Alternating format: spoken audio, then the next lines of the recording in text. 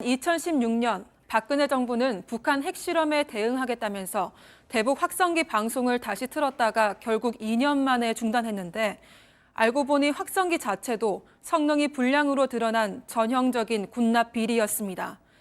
당시 140억 원 넘게 세금을 투입했던 국방부가 납품업체로부터 환수한 돈은 1억 원도 안 됐습니다. 서준석 기자가 취재했습니다.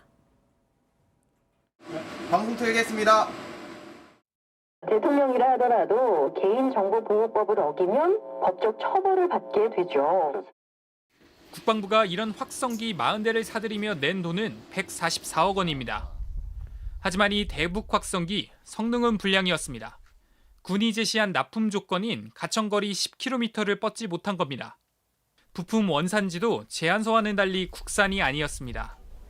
납품업체 대표 조모 씨는 수사 과정에서 법인 돈 30억 원을 횡령한 혐의도 드러났습니다.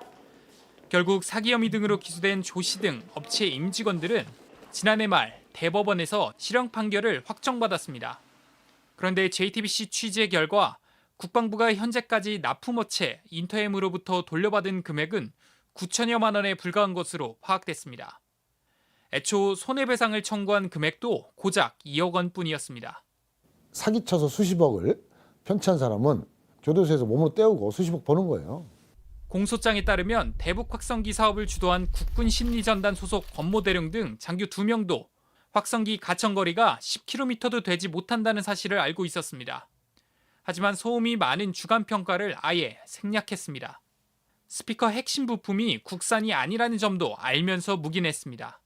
특히 한 장교는 납품업체 주식까지 매입한 것으로 드러났습니다. 하지만 군사법원은 고의성이 없고 성능평가 기준을 수립하는 데 일정한 재량을 인정해야 한다며 이들에게 무죄를 내렸습니다. 국방부는 대북 확성기 사업 관련자 6명 중 4명을 자체 징계했다며 소송 과정 중 손해가 입증되면 청구 금액을 늘리겠다고 밝혔습니다. JTBC 서준석입니다.